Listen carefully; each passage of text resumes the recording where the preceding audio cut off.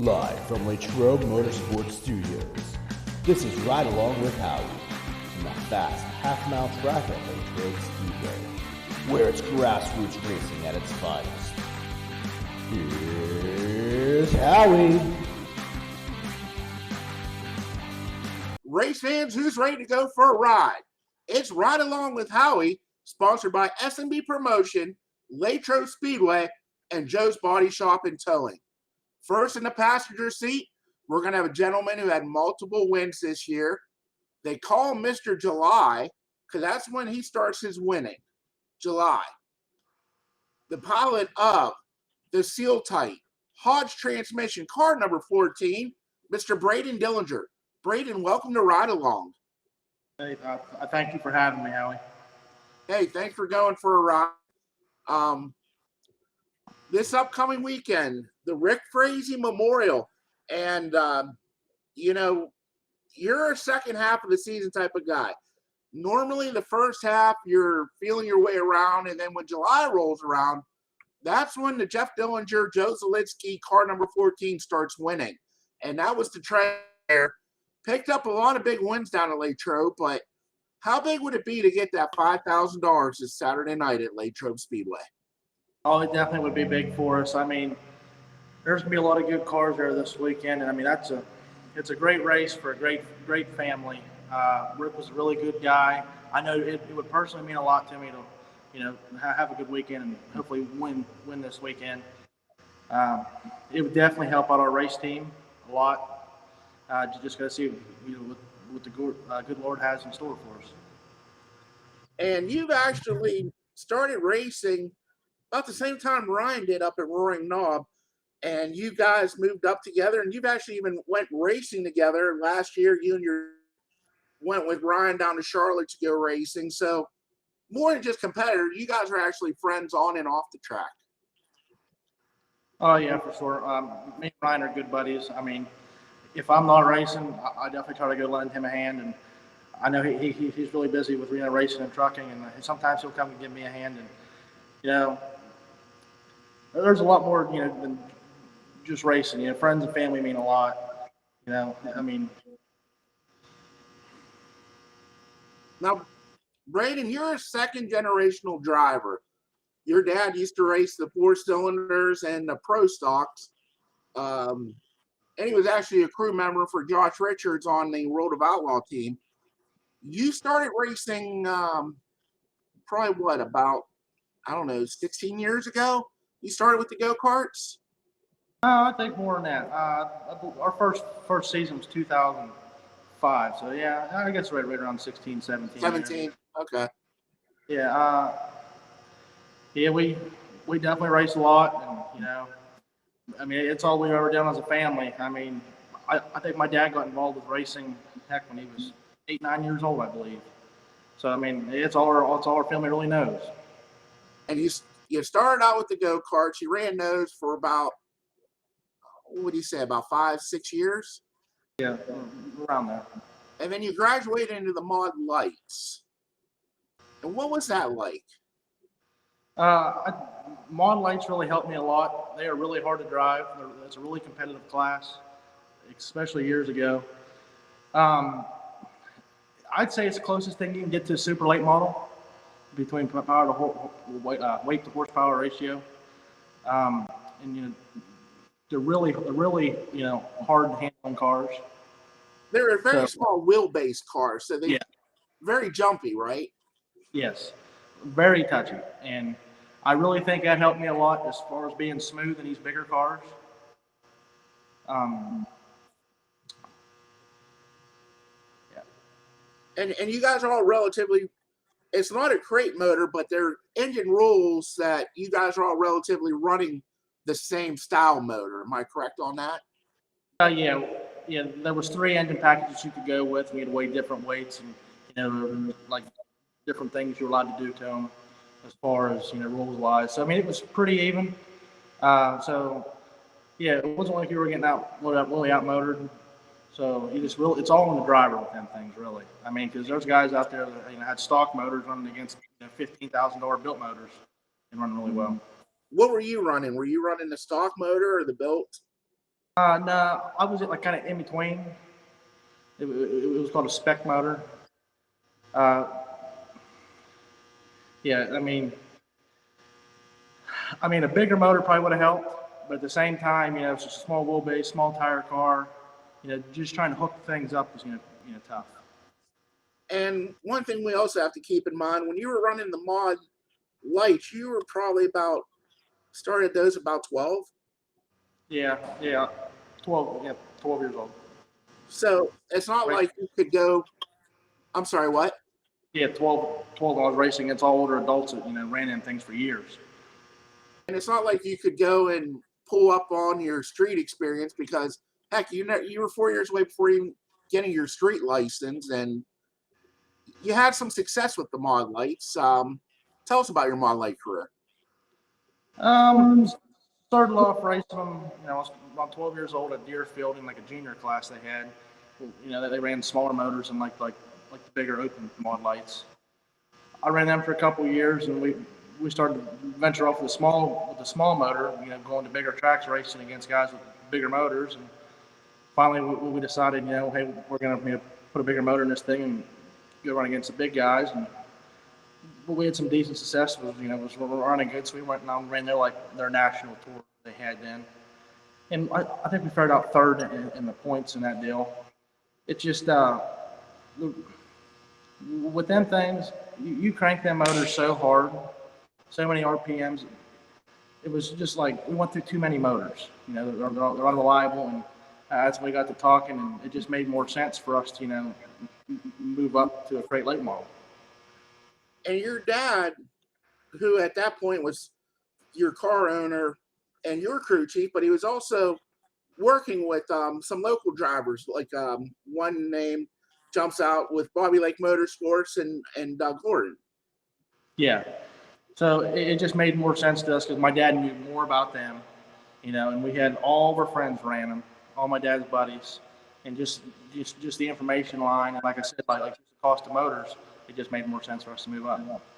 So for the 2015 season, I think it was, you and your dad and your grandfather and the family team, Dillenger Racing, decided we're going to take our 15-year-old grandson or son and let him loose out there in a crate late model. And what was it like when, you're always running against people with more experience and age on you, but what was it like being the new kid in the crate late models? It was definitely tough because, there's nobody that does this sport long enough and have some young kid come in there and start beating them at a very young age with very minimal laps in a car. So yeah, it was pretty tough until I started to get they started to respect me more, and then it just got easier from there as far as being adjusted. Now I remember when you made the move up. Like everybody else, when you start out, you're trying to learn, and there's going to be some accidents.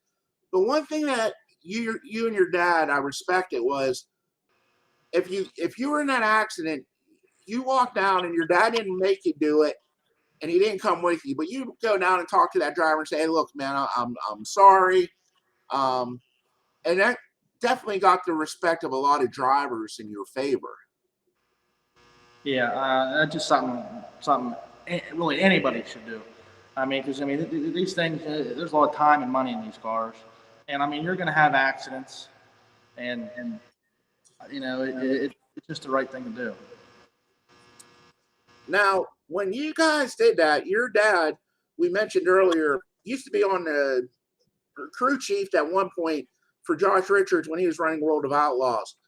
And everybody always assumed, okay, when Braden's going into a full-size car and it's going to be a late model, it'd be a rocket. But really, you guys have had multiple cars, but none of them have ever been a rocket. You guys just like doing that different, walking a different beat, we'll say. Well, it would make sense for us to have a rocket. You're correct, but there's so many rockets out there. I like to be different and not have the same thing as everybody else. Yes, it would be nice, because they're closer, and for that standpoint, it does make sense to have one. But like I said, I just like to be different. I think the whole field at Latrobe on any Saturday night's usually all Rockets. Except for you. Except for me, yeah. And every once in a while, you'll get something else in there. And you started out with the Warrior that you guys acquired from the console race team when they were dissolving. And, you came out and it took a couple months, but as a rookie, I remember 4th of July weekend, I was announcing up at Roaring Knob, and that was the night you picked up your first career win and probably about your 12th start? Yeah, I think it was around there, yes. And what was it like? You couldn't even drive on the street, but you're whipping this late model around the track and doing pretty good. Well, I remember we were coming down with a few laps to go, and I was leading, and it was starting to set in like, yeah, man, this might really happen, And it's not too often that somebody jumps into one of these things and can say they won their first year out or second year out, let alone, only a handful of nights in, and, we was fortunate enough to, pick up that win. And I remember your grandma and your grandfather and, your family were all there. And that's one thing you guys do. You raced as a family. And the constant would always be you and your dad. Unfortunately, your grandfather's no longer with us. But, all your grandparents are there. And it doesn't matter where you're racing. You're out there racing as a family. And it just says a lot. I mean, you mentioned earlier about family with the Frazee family, and could you imagine going racing and not having your dad there? Probably wouldn't have, because like I said, it's something we do as a family, and I don't think I could do it without my family. It would definitely be different if I tried that. I don't think I ever will. Because just their support, being there for me through the rough nights, especially the good nights, it really feels good whenever, we're able to pick up a win and, see how happy my family is and get everybody get out there and get our picture taken together. And it just means a lot for my family. And I remember at one point, I don't want to say you're going through a rambunctious spell, but we'll just say you and your dad weren't seeing eye to eye. And you were tearing the car up a little bit. And your dad said, "That's it. We're taking this weekend off, and I'm going on vacation." And I remember, I think you were still about 15, and you're like, "Hey, Dad, I know I tore the car up," and you put it back together. And I remember that it was a Saturday, and I get a phone call in the morning, and it was actually you, and you're like, "Hey, Howie, do you know how to tow?" And I'm like, "Yeah." My dad's going to call into the phone.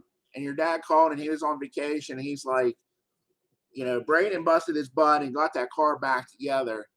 And he's like, "I'm just too far away." But he says, if you can, if you want to, or willing to, tow him up to the track, I'll take over. But I don't even like him riding in the dually.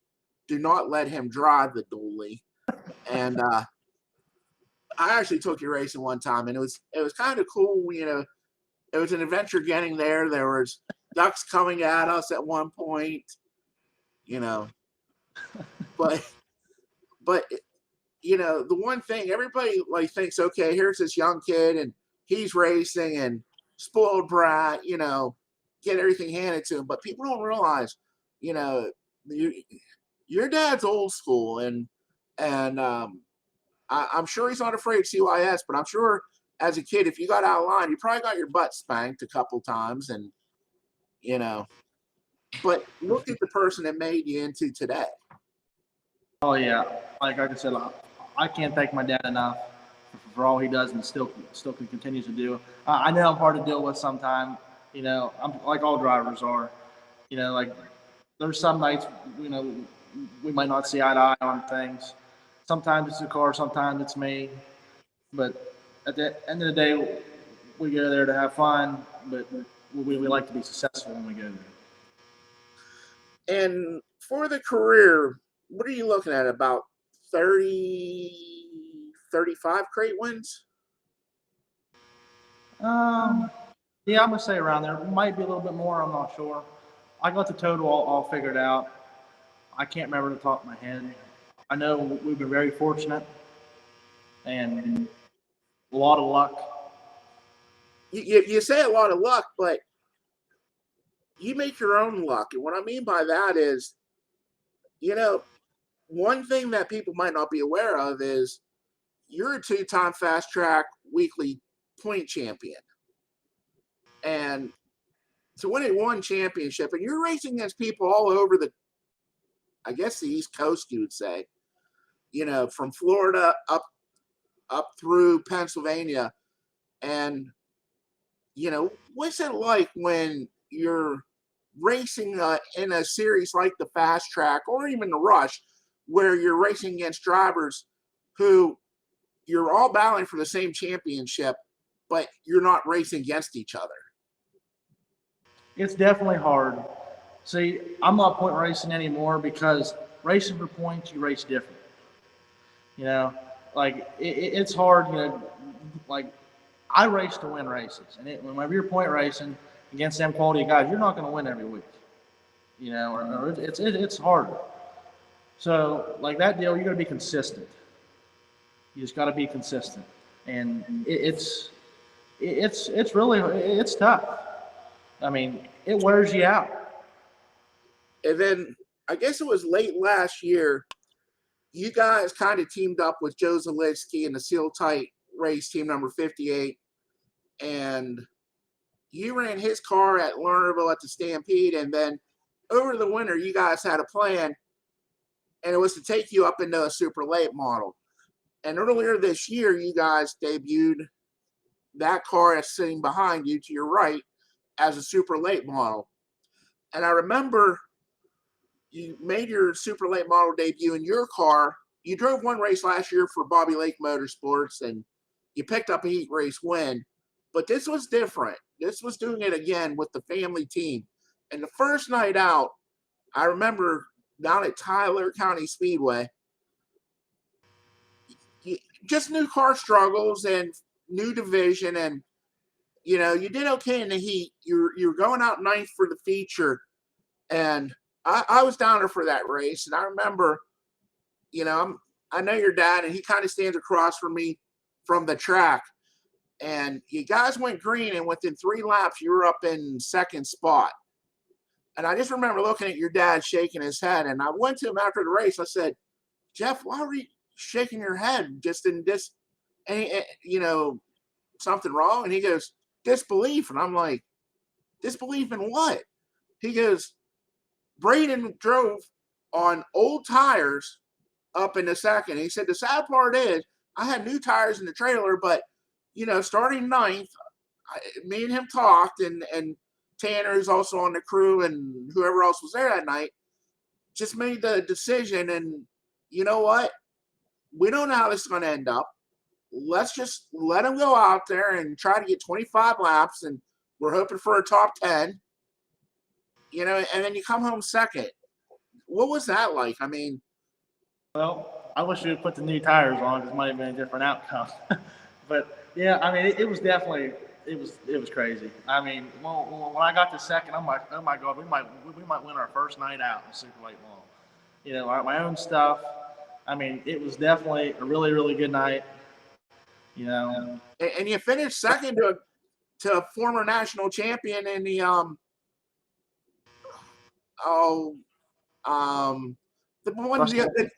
Rusty Shank, but he's won national championships with their car in super late models, and you were all over him like a cheap glove. And I mean, yeah, I was talking to him before the feature, Rusty, and I was telling him, first night out in super late model, and after the races, he said, you pulled up beside me on that restart. He just couldn't believe it. He's like, I thought you've been running them forever. By the way, it looks like you were driving, you were right there, and he was shocked by it. And you leave Tyler with a big bonus in your step, we'll say, and then it came crashing down and got in a couple wrecks, and reevaluated, and your teammate Joe Zielinski said, you know what, guys, let's put the Super on the side for a while, and let's just go back and have some fun. And you put the crate motor in the car, and you came out, and again, what is it, 7th year in a row you picked up a win on July 4th weekend? Yeah, it was definitely hard to take the Super motor out. We had some issues there, and the plan was I was gonna drive Joe's other car, and after we had to pull the Super motor out, we all talked as a team and said, hey, you got a brand new car sitting there in the shop. Let's take the motor out of this car and throw it in that car, and let's try to go win some races. It was something I was familiar with and have notes on. And like I said, it took us a couple of weeks to get switched over. After that, we showed some really good speed in it. And the car behind you, again, still not in the Rocket. That's a 2022 Barry Wright Icon chassis, and you've had a lot of success with Barry Wright. And what another thing might not be aware of is you guys helped get Mason Ziegler into the Barry Wright House car, because he drove your car one night and was just impressed with the handling of it and kind of sent him down that path. I think that was already in the works, but it just so happened, he was at Latrobe running Joe's car. And I said, hey, why don't you hop in this thing? Because I knew he was going to go test in the Barry Wright House car. And after he got out of my car, it was all smiles. I knew he was going to go down there, and I know that team was going to do great things together. And while we have a chance, let's go ahead and talk about your team and name that pit crew and all the marketing partners that helped make that 14 go around the track. I want to thank my dad, Tanner Rugg, my whole family, grandmas, Frankie, Joe, Davey, JJ, all the guys that work on this thing. I can't thank them enough. I want to thank all my great sponsors, Siltype Paving, Loy's Paving. I know we got 2 paving companies on there, but just how it worked out, and they're both okay with it. Hodge Transmission, Ed Nickel & Sons Lumber Company, Ultralight Brakes, Penske Shocks, VP Racing Fuels. There's so many, Howie. It's hard to remember them all. Show Off Hair and Tan, Neppers ATV, Hills Tire, Barry Wright Race Cars. I know 2 you forgot. Wait, come back. I didn't hear you. Ingram Racing Engines. That was one I was going to tell you about. Gary's Auto Sales, and it's. There's just so many marketing partners with us. I can't thank them enough. Without them, I definitely would not be at the racetrack at all. I mean, they make it possible, because there's no way we could do it without them. I can't thank each and every one of them enough. And coming up this week, a lot of money on the line. Friday night, a full show paying $1,500 to win. And then we have the King of the Hill. And then Saturday night, the Rick Frazee Memorial, $5,000.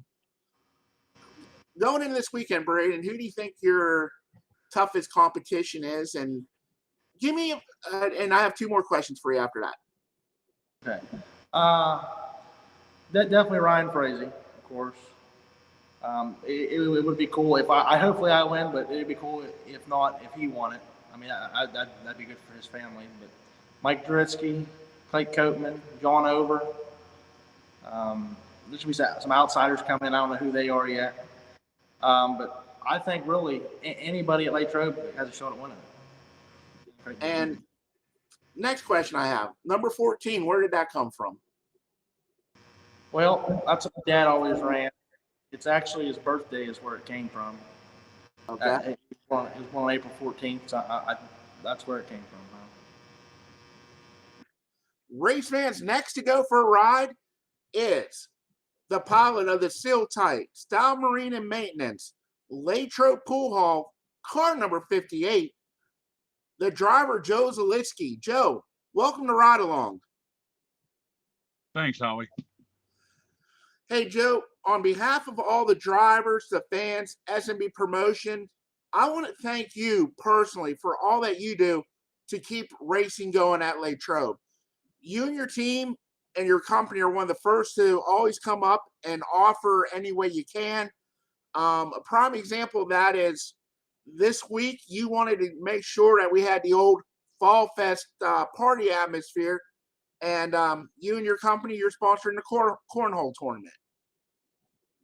Yeah, me and Dennis talked a little bit, and I wanted to get something like Lernerville got going with the whole bonfire type thing. So came up with the idea to try this cornhole tournament. And from the sounds of it, it's going to be pretty good. So it's going to be a great weekend and a lot of great racing, but I think it's going to be a good time to be had by all. Dennis running 10 divisions this weekend, 3 different divisions of sprints, 2 different divisions of late models. But let's be truthful. Everybody coming for the Rick Frazee Memorial, $5,000 to win for a crate late model race. That is a great incentive to come. yeah, it sounds like it's going to be a good race. I'm hearing a lot of cars are coming, so looking forward to seeing everybody. That's for sure. Hey, Joe, let's go back and talk about Joe Zielinski, the racer. You started your career back at Challenger and in a number 58 and an amateur stock. And then when Latrobe opened up the first reopening, we'll call it, under Chester Retta, I remember you came up and you picked up a couple feature wins. And then when the track closed, you kind of got out of racing and been back and forth in it a couple times with super lates. The last time you came back with the crate late model. Yeah, we ran supers there for a good at Marion Center and Dog Hollow, and had a little boo-boo there at Dog Hollow, and it kind of put an end to it. My boy got into racing some karts there, had a lot of success with it, and jumped right out and started back into baseball. So at that point, I figured that, we were pretty much a racing family, and I was going to keep it that way. So here we are again. So I don't know how much longer though, Howie. I think the boy's going to be taking over here soon enough. So he got the itch again. Oh, really? Yeah, he made a couple laps up at Latrobe, and he every night we get done early enough, he wants to get out there and turn a couple laps. So I just trying to keep him going slow on it before he gets too carried away. So one thing, you started out in the stock class and worked your way up. Are you going to do that with Tanner, or are you just going to, since you have the crate? I don't think I'm going to jump right in. I'll be honest with you. I think might end up developing a few bad habits with running the other cars. It took me a long time to realize that you don't drive them the same. That's for sure. And he's itching right now. He keeps wanting a pure stock to go run Latrobe, and I don't know. I would just rather see him get into the late models. And obviously right now we've got a good group of guys together that could really help him get going in the right direction. So I would just rather see him get in the late models, but I guess it's up to him either way. So we mentioned during Braeden's interview that last year around Stampede time, around this time, you guys decided to team up, and Braeden actually drove your car at Fall Fest, and you guys came into this season, you were going to run a super and a crate, and just through a couple issues, you guys decided to, around mid-season, to bring out 2 crates. And tell you what, it definitely seems like your notebook's getting pretty thick with some good notes, and you're not afraid to put drivers in your car. You're not. No, I have a few different guys driving the cars here occasionally. Mason drove it one time. Braeden drives it a good bit. I just I don't know, getting up there in age, I can't keep up with these young guys anymore as much as they want to race. So it's nice to see the car go, though. That's for sure. What do you enjoy more? Do you enjoy more the driving aspect or just the whole team aspect of it? Well, I got to be honest with you, Howie. One race here at Latrobe, we were kind of falling off in the back of the pack, and Braeden was leading. And I noticed it, and I actually pulled off the track to watch Braeden race. So I don't know. I'm starting to get more towards the car owner, maybe. I don't know. So who knows? I can't say I don't enjoy it anymore. It's just it's kind of different just watching it go. That's for sure. So I got a phone call, Howie. I don't know what happened. It kind of kicked me off there. So There's no phone calls and Ride Along with Howie. We abide by all the rules. I know. Tell the wife that, buddy. Joe, what do you see yourself doing in a couple years? I know you're very active involved with Latrobe. Do you want to see yourself keep the race team going with Braeden, and Braeden could almost like coach your son Tanner? Because trust me, if you try to coach Tanner, dads don't know anything. No, that's for sure. I'll be honest with you, Howie. Tanner helps me out right now. He's been telling me a little bit about my corner entries and stuff like that, and he's been right. So I've changed a few things as far as that goes, and it's been helping. So I think he's ready to take the reign. Joe, in the next couple of years, what do you see the 58 Seal Tight team doing? Do you see you stepping out, Tanner getting into it, and working with Braeden and moving up through the ranks? Or I noticed I would have to say, yeah, Howie. I'll be honest with you. I mean, Braeden could even tell you himself. They want me to go racing a couple nights a week, and I just, with my business and lack of time and lack of energy anymore, I just can't do it no more. So I would definitely see in the near future Tanner taking over and continue with Braeden and Jeff, and hopefully the rest of the team. We're just going to keep plugging away. I mean, as long as I can keep affording to do it, I want to do it. So now, are you going to build a second car for next year? I don't know. I know I'm talking about getting a new car over the winter. Whether I build a second car, I don't know. I'm not quite sure. I mean, we had two cars there for a little bit that Braeden was running the other one. And, just trying to keep up with the times, we let that one go and end up putting the motor back in Braden's car. Maybe, I mean, if Braeden goes super racing, I could see me probably getting another car because I definitely want to keep him with us. So. Hey, Joe, now's a chance for you to go ahead and thank all the people that helped make the Seal Tight race team possible. We got a group, buddy. Obviously Braeden and Jeff and the rest of the guys, Frankie, Dave Lape, Kenny Padula helps us here and there. It's been a good team, and obviously you can't do it without your sponsors. Seal Tight, Ed Barbie's Property Maintenance, Excavating and Hauling, Butts Masonry, Sammy Stiles, the Stiles Marine. He's definitely a blessing to come on board this year. We got the Fastener Stop. We got Vinyl Destination. God, I hope I'm not missing anybody. I'm sure I am. Latrobe Latrobe Billiards. Yeah, that's Frank Burkett and Himmler Enterprises. Zach definitely been helping out a lot and keeping us going. I'm sure I'm missing a few other ones, but my memory anymore ain't as good as it used to be, Howie. That's for damn sure. So. Well, let's not forget Ingram Racing Engines, Rocket Chassis. Yeah, definitely. Mike Ingram is an absolute blessing. He is probably the best with these crate engines, and the way he takes care of everybody. I've spent a lot of time up there. I've done some work for him, so I get to see everybody coming in, and the amount of motors that man takes care of is unbelievable. He is just he's an amazing person to be able to do what he does every day. Again, Joe, on behalf of everybody, fans, SMB Promotions, staff and management of Latrobe Speedway, and your fellow drivers, I want to thank you, your company Seal Tight, for all you do to keep racing going at Latrobe. Thanks, Howie. We're hoping to see a lot of people for this cornhole tournament, so get the word out there. I appreciate it. We'll do it. Thanks again, Joe, for going for a ride. Thanks, Howie. Appreciate it, buddy.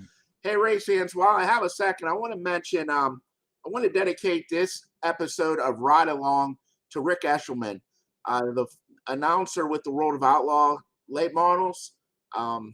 We lost Rick a couple days ago, and he's probably one of the top 4 voices as far as announcers go, and he's an inspiration to all of us. Again, want to dedicate this episode to Ride Along to Rick. But while I have a chance, I'd also like to go ahead and thank the sponsors of Ride Along with Howie, which are Joe's Auto Body and Towing, S&B Promotion, and DJS Swag. And I'd like to go ahead and thank all of our track sponsors that include Rock Auto, K2 Engineering, Seal Tight, Stone and Company, Joe's Body Shop and Towing, Vinyl Destination, SMB Promotion, Specialty Metals, DJS Swag, and for the best piece of glass around, be sure to go to Latrobe Glass and Mirror. And if you're looking for a job, be sure to check out General Cartwright. Their benefits start from day number 1, and they're hiring right now. And please support those who support racing. And don't forget, 2 great days of racing coming up this weekend at Latrobe, Fall Fest 2, Friday night and Saturday night. Be safe, and we'll see you at the races.